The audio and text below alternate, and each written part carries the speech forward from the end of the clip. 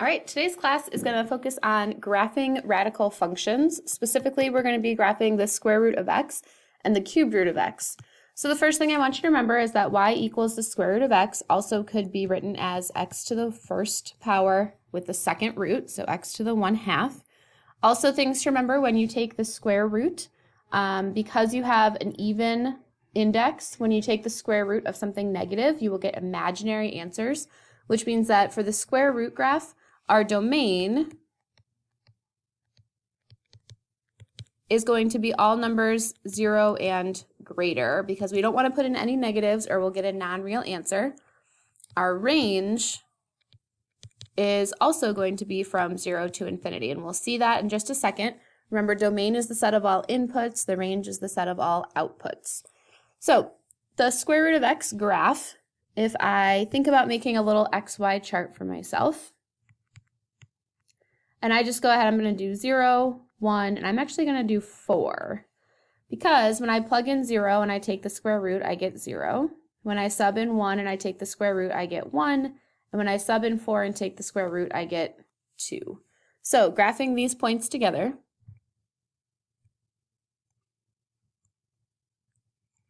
4, 2, I get a graph that looks like this. Okay, some teachers will say that this looks like a swimmer's arm, right? Like an arm going into the pool. What's important here is that this is a new parent function. So just like a parabola or an absolute value graph, we're going to move this function left, right, up, down, stretch, shrink, reflect, all of that stuff. So what you want to be aware of are the 3 key points to plot those and connect them, and then you can take that graph and you can shift it and transform it any way that you want. So the cubed root graph, remember a cubed root could be written as x to the 1/3. Because here we're looking at an odd index, if you look back at your notes in the beginning of your packet, with an odd index, when we have a negative number under the radical, we just get a negative number back. For instance, the cubed root of 8 is -2. The cubed root of -8 is -2, whereas the cubed root of 8 is +2. So we don't have any imaginaries going on here, which means that our domain is no longer restricted to positive numbers only. We actually can put in any number that we want, take the cubed root of it, and then our range, we will get back all types of negatives and all types of positives. So domain is -infinity to infinity. The range is -infinity to infinity as well. So let's go ahead and set up an XY chart for this one. The key points here that you're going to want to know are, there's 5 of them. We're going to go -8, we're going to go -1, 0, 1, and 8. Okay, so we've got some symmetry going on. And when I take the cubed root of -8, I'm asking myself what number times itself again gets me -8, and that answer is -2. Cubed root of -1 is going to be -1. Cubed root of 0 is 0. 1, the cubed root of 1 is 1, and the cubed root of 8 is 2. All of these should be in your power booklet, but also you can use your calculator to evaluate if you'd like. So let's go ahead and plot these. So I've got -8, 1, 2, 3, 4, 5, 6, 7, 8, -2. I've got -1, -1.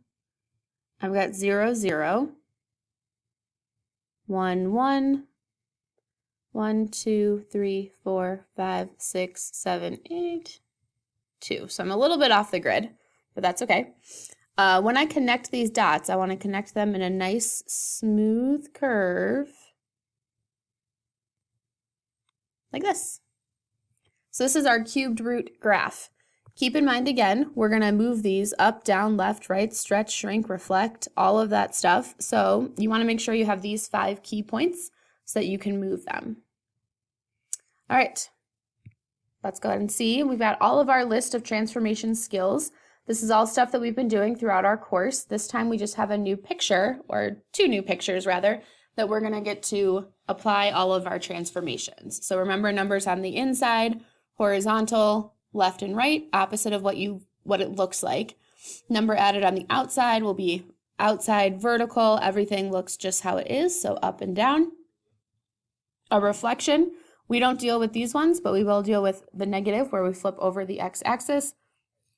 We don't deal with the horizontal stretch or a shrink. You can cross that one off, but we will deal with that vertical stretch or shrink. So when you have a number multiplying, remember you multiply your y values and make something taller or smaller. So the square root of x plus 1. Well, looking at this, square root of x is my parent function, so I know it's this shape. And plus 1 on the outside means I'm going to take that graph and I'm going to move it up 1. So I'm always going to start by graphing the parent function in black. I would suggest that you graph the parent function just super lightly on your paper. So 0, 0, 1, 1, 1, 2, 3, 4, 1, 2. Remember, those are the 3 key points that you need to know. So I would sketch this lightly on your paper. And then we're going to take this entire graph and move it up 1. So here I am, I'm going to move up 1, up 1, up 1, and reconnect. And now this could be your one that you darken in on your paper. Okay, so asking about the domain and range. This time, did I move my graph left or right at all? Hopefully you're saying no. So my domain is the same as it originally was, which is 0 to infinity. Did I move my graph up or down at all? Hopefully you're saying yes, I moved it up 1, so my range now becomes from 1 to infinity because I shifted that whole thing up. The other way you can think about this for domain, we're talking about x values. So if you were to flatten out this curve and drag it along the x-axis, we go from 0 till infinity. If you were to straighten out this curve, swing it up here to the y-axis, we would go from 1 to infinity. So that's how you can find your domain and your range. All right, next one. We have a cubed root as our parent function. So remember, that's going to be the one that looks like this. And we are adding 2 on the inside. So that's going to be a shift of left 2 is what's going to be going on. So again, I'm going to start by drawing the parent function.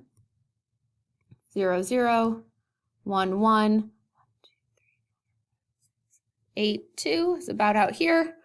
1, 2, 3, 4, 5, 6.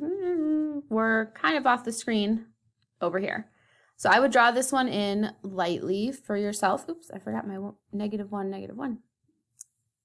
Draw that one in lightly on your paper. And now we're going to take that graph and we're going to move all of those key points to the left 2. Well, this guy over here is going to be way off the page. This one, 1, 2. This one, 1, 2. This one, 1, 2. And this one, 1, 2, 3, 4, 5, 6, will be over here at 6. So now when I reconnect,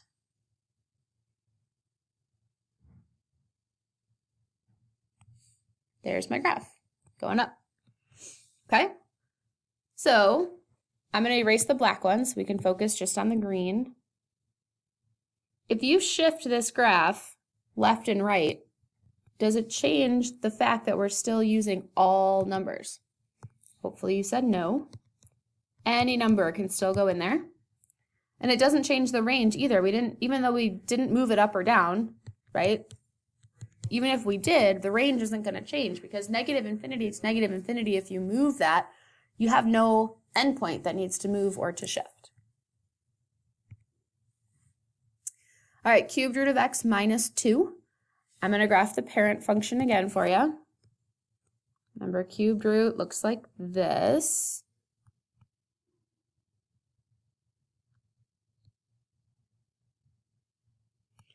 And negative 2 on the outside is going to move us down 2. So every point on this graph gets moved down 2. That one's going to be off the page. Okay, and again, our domain and our range, I still am going from negative infinity to infinity. If I were to take this whole graph and flatten it to the x-axis, I go the whole negative infinity, infinity. If I were to take this purple graph and swing this tail up here, swing this tail down here, I still go from negative infinity to infinity. So our domain and our range have not changed for our cubed root graph, despite the fact that we moved the whole graph down 2. All right, this one puts together two different things. We have a square root graph again, that's our parent function. So it's going to be 0, 0, 1, 1, 4, 2. Those should be points that you get comfortable with. So sketch that one in lightly. Then we are going to move to the left 3 and down 1. So there's two ways you can do this. You can move the whole thing to the left 3 and draw a new picture. Then move the whole thing down 1 and draw a new picture. Or you could do both at the same time. So I'm going to take this point and I'm going to move to the left 3, 1, 2, 3, and down 1. Then I'm going to take this point, 1, 2, 3, down 1, and this point, 1, 2, 3, and down 1. And this now is my new graph that has both of these things together. Again, as an in-between step, if it's easier, you could have moved left everything and connected, then moved everything down, but you'll get to the same location. All right, so our domain here, if I think about this, I moved to the left 3. So my domain is going to shift to the left 3. It was 0, now it's -3 to infinity. And then I moved down 1, so my range is going to go -1 to infinity. If you want to think about the squishing to the axis, I'm going to move this dot up and this tail down, and my domain is -3 to infinity. And if I were to take this dot and swing it to the y-axis and this tail and swing it to the y-axis, my range is going to be from -1 to infinity. All right, this one I want you to try on your own. So go ahead and graph the parent function, which is that cubed root graph. Remember, it looks something like this. Graph that parent function lightly, and then see if you can apply the transformation of left 3 and then down 2. Pause your video and actually pause it and try it. Don't just wait for me to draw it for you. Go.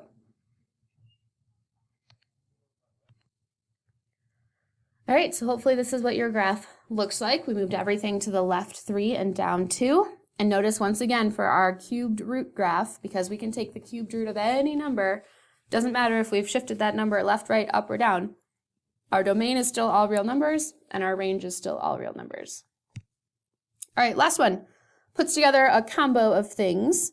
So we're going to take our square root graph, the one that looks like this. I'm going to draw in my parent function. We're going to move that to the left 2. We're going to stretch by 2. And then we're going to move down 3. So I'm going to do the left 2 first. Left 2, left 2, left 2.